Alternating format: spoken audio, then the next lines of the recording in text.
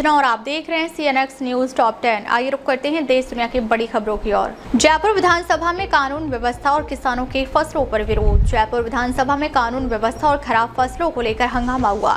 कांग्रेस विधायकों ने वेल में नारेबाजी की, जबकि स्पीकर ने मंत्री जोगाराम पटेल को फटकार लगाई। कृषि मंत्री किरोड़ी लाल मीणा ने कहा, खाद पर्याप्त है और कालाबाजारी करने वालों के खिलाफ सख्त कार्रवाई होगी। सांसदों ने निबंधित गृह में हुई मौत और विलंबित अंतिम संस्कार पर भी सवाल उठाए। पीएम मोदी के बयान की शशि थरूर ने की तारीफ। कांग्रेस सांसद शशि थरूर ने प्रधानमंत्री मोदी के हालिया बयान की सराहना की है। भारत अमेरिका टैरिफ विवाद के बीच थरूर ने कहा, मोदी और विदेश मंत्री जयशंकर ने जो संदेश दिया वह सही समय पर और बेहद जरूरी था।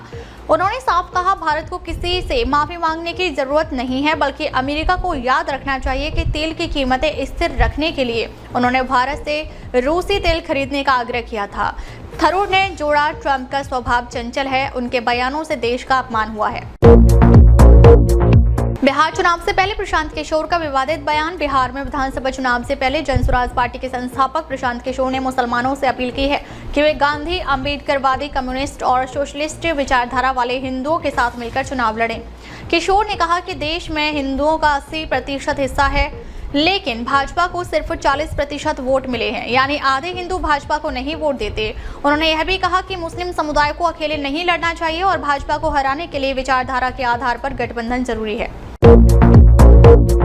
दिल्ली सीएम के पति की सरकारी बैठक में मौजूदगी पर विवाद। दिल्ली की शालीमार बाग विधानसभा में सीएम रेखा गुप्ता की बैठक में उनके पति मनीष गुप्ता की मौजूदगी को लेकर विवाद खड़ा हो गया है।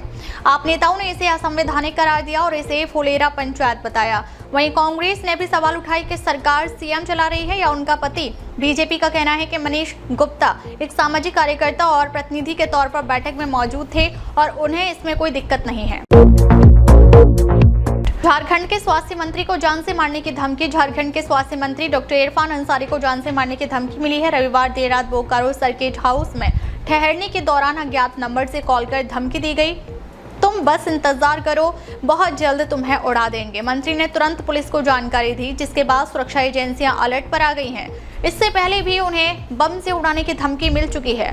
मंत्री ने साफ कहा कि वे किसी धमकी से डरने वाले नहीं, कानून अपना काम करेगा।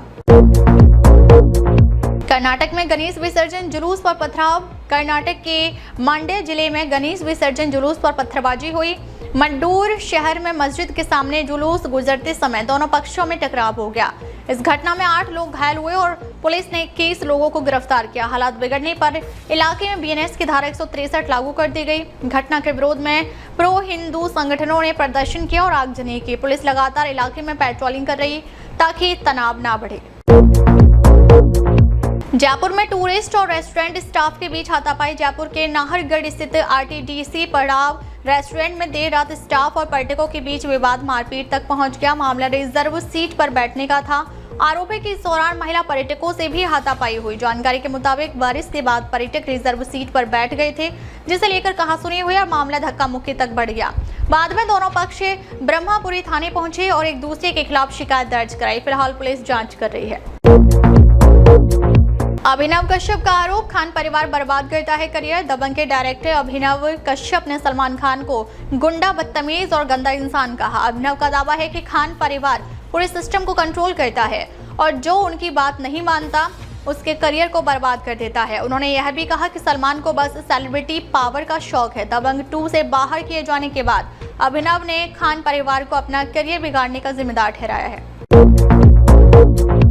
भारत ने जीता एशिया कप हॉकी का खिताब। भारत ने 2025 का हॉकी एशिया कप अपने नाम कर लिया है। बिहार के राजगीर में खेले गए फाइनल में टीम इंडिया ने डिफेंडिंग चैंपियन साउथ कोरिया को 4-1 से हराया। भारत के लिए सुखजीत सिंह ने पहले ही मिनट में गोल दागा, वहीं दिलप्रीत सिंह ने 2 शानदार गोल किए और अमित रोहिदास ने पेनल्टी कॉर्नर पर गोल कर बढ़त पक्की कर दी। इस जीत के साथ भारत ने चौथी बार एशिया कप जीता और 2026 हॉकी वर्ल्ड कप के लिए क्वालिफाई कर लिया।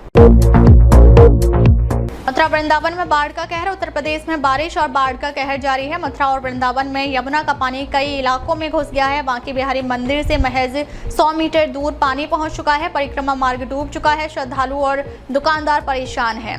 प्रयागराज में भी 1000 से ज्यादा घरों में पानी घुस गया। कानपुर, आगरा और वाराणसी में सड़कों पर जल भराव है। स्कूल बंद किए गए हैं। प्रशासन राहत और बचाव में जुटा हुआ है। अब तक ले बस इतना ही। फिर मिलते हैं कुछ ऐसी ही बड़ी खबरों के साथ। तब तक के लिए नमस्कार और देखते रहिए CNX News Top 10।